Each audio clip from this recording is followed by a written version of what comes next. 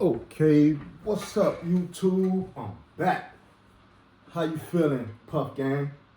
Today I got my Puff with me, so I'm gonna be a little bit more comfortable, a little bit more relaxed. Um, this is my story time. Wait a minute. Before I do anything, I want to ask y'all, please like, subscribe, comment if you want right now. It's up to you. Everything is free. I'm not asking for you to pay for nothing or none of that. I'm just asking for you to subscribe. Help me get my videos out there into the world, man. You know, help me get my videos in the algorithm. That's all I ask. And when I blow up, you gonna blow up. So this is what we gonna do. I'm T-Dog. I'm Terrence, aka T-Dog. You know, and I'm back with my story time part 2 coming up in the projects. So I want to start out by saying thank you, y'all. Thank whatever subscriber I got, my 1, 2, 3, 4 subscribers, how many ever I got. I don't know right now, but I just want to say I thank y'all. I appreciate y'all. And I'm gonna have something for all my subscribers in the future, because as you know, it's a business. YouTube is a business. If you look into me, my point of view, if you on any type of social media, if you're not trying to make any money, it don't make no sense. So me, YouTube is a business. I'm trying to get monetized. I'm trying to make money.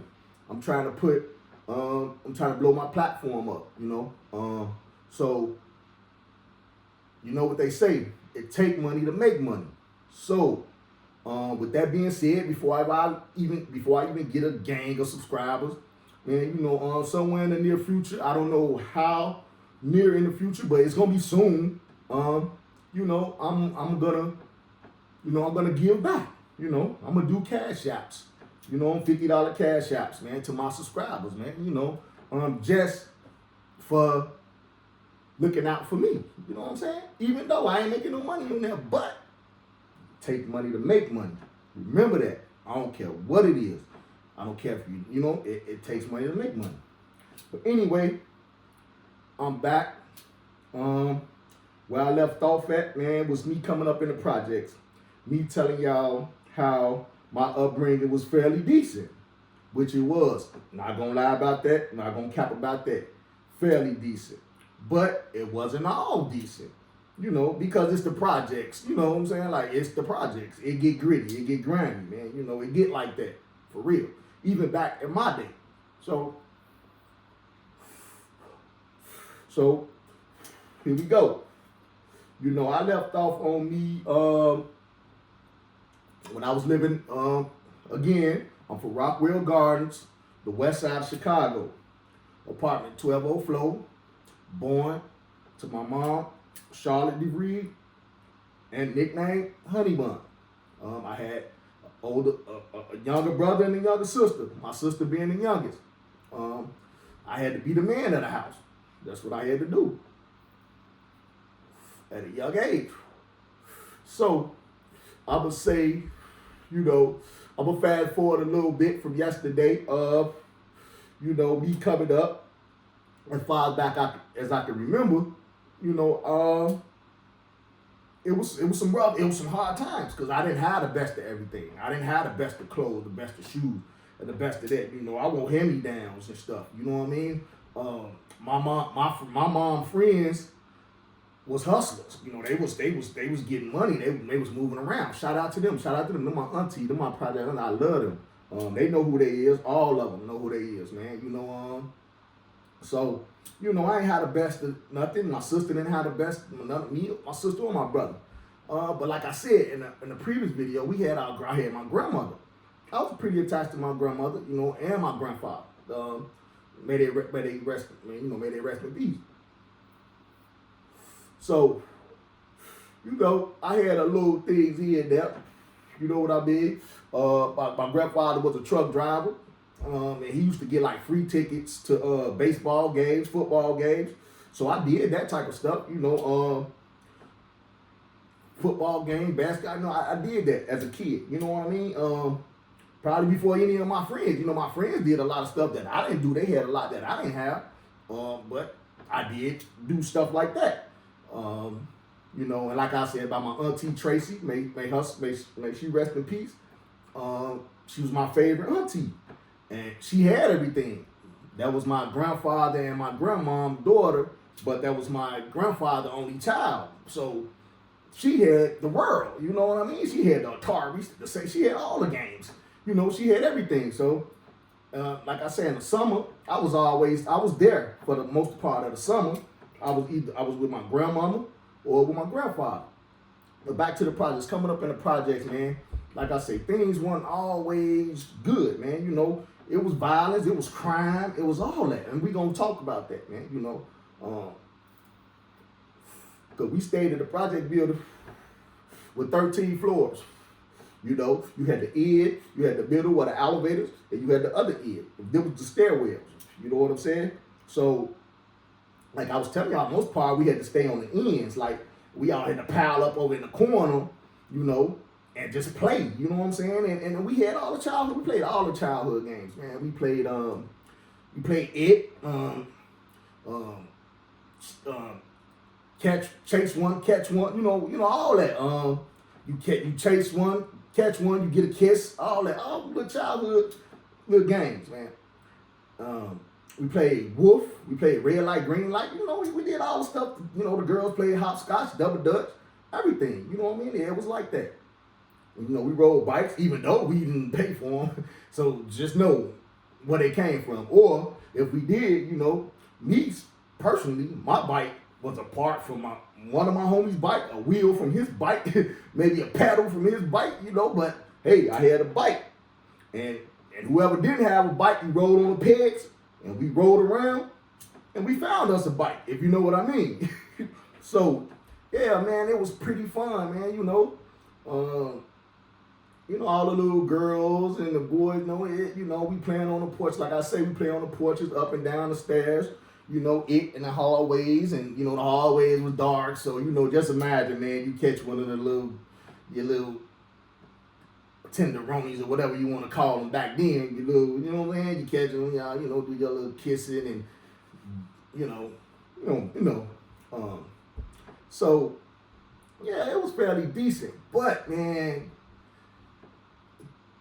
it was a situation where the R's,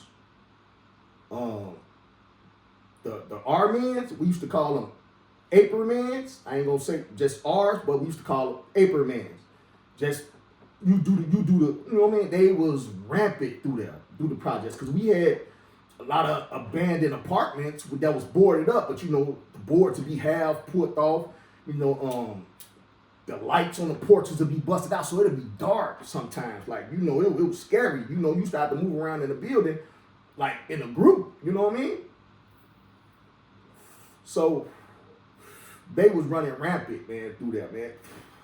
Trying to catch you walking about the vacant apartments, have it cracked, and they try to snatch you in there. You know what I'm saying? Mostly the girls, you know what I'm saying? So, and but we had to eradicate that. And when I say we, I mean the parents, the kids, the child, everything, man.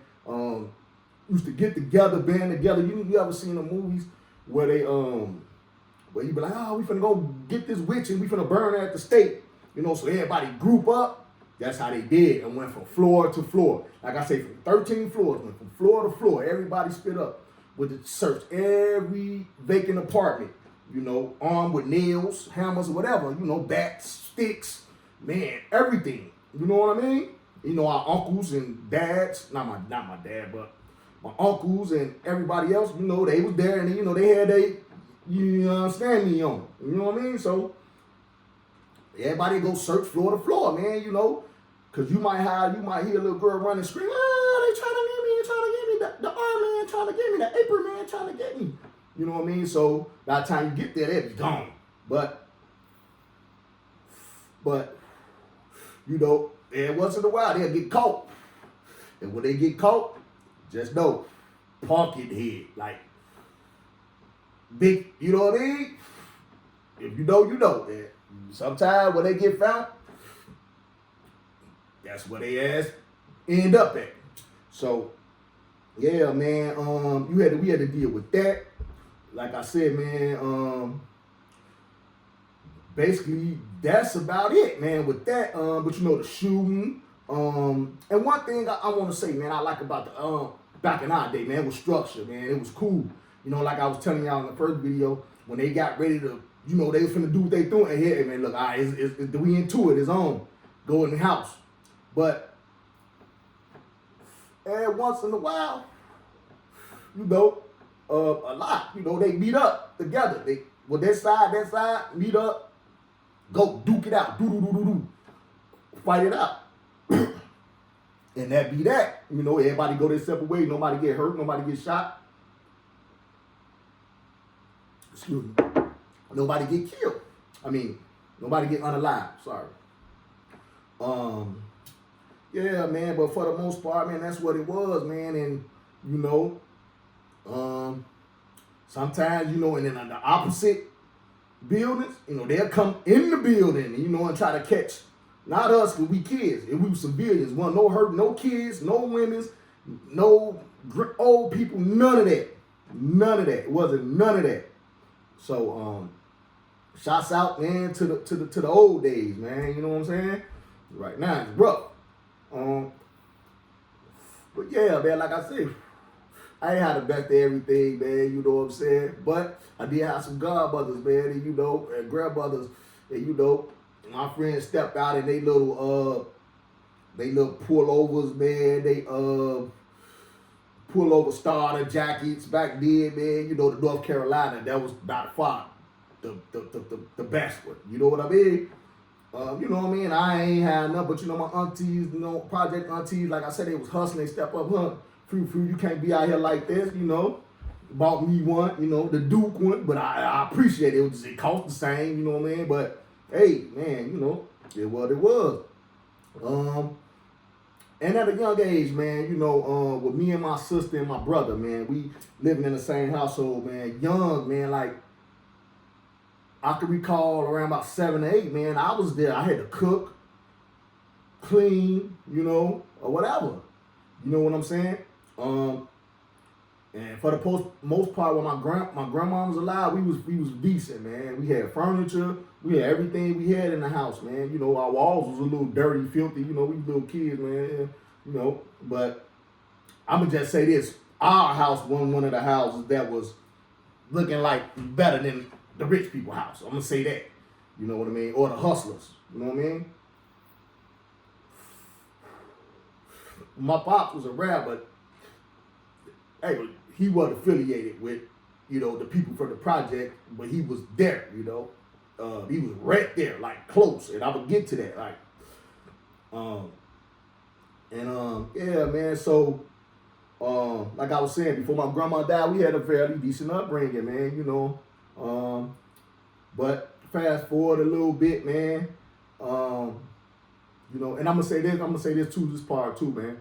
I had to become a man, young, man. Like my uncle used to sit me down, man, and talk to me, and be like, man, woo, you know, give me that, nigga, toughen up. You the man in the house. Your mom, it is what it is. She got, you know, caught up. Excuse me. It is what it is. So man up. So around about 7 or 8, I had to man up. You know what I mean? And I was smart. I was watching. I was always observing, man. You know, and I had to cook, clean for my little brother, my little sister. So one time, man, I was cooking some. So we ain't had nothing really. We had some hot dogs and we had some eggs. So I was boiling some eggs, cooking some hot dogs, man. And you know, I had the pot on the stove and the handle sticking, you know, so something fell or something, man. And I go to pick it up, but I'm right there in front of the stove. And when I tell you, I went down to pick it up and I hit that handle, that pot flipped over on me. I ain't have on no shirt or nothing. I was about 7 or 8. You know, that water flipped out on me. Whoosh. Burnt the out of me. You know what I mean? So I rubbed in my face. I rubbed the bathroom, screaming, I rubbed in my face. I get to the bathroom. I look at my hand, my skin on one side of my face and my hand, man. I had burnt almost this damn the whole side of my body, man. You know what I'm saying? Yeah, so man, it was kind of rough, you know. But you know, as we fast forward, man, you know, I'm paying attention. And I'm gonna tell y'all this, man. I didn't jump off the porch until later, man. I mean, when I say that, I mean get the hustling, that hustle mindset, you know. But you know, we did hustle, man. As kids, you know what we did, man. We went to the gas stations, man. We pumped gas. Me and my little buddies, we'll get together. I'll take my little brother with me. Sometime we'll go to the gas stations, man. We pump gas, man. You know, and also, man, my brothers and sisters, they had great godmothers, man. They had great godmothers. They had some rich godmothers that didn't stay in the projects. I ain't gonna say rich. I'm saying rich for back then. You know what I mean? That stayed in the house or whatever. So they was when I was in the summertime, when I was at my grandma, my granddad. They probably was with their aunties. I mean, they godmothers or something on the further west side. You know, so they was cool. They was straight. So you know, yeah, I had got burnt, man. Went to the hospital. They wrapped me up, whatever, like a mummy. You know, one thing I did like about it, man. You know, when the nurse used to wash me up, man. That's another story though. But yeah, man, it was pretty decent, man, for the most part, upbringing, man. But it got treacherous, man. It got dangerous, man. You know, but fast forward, you know, it got dark. You know, Grandma died.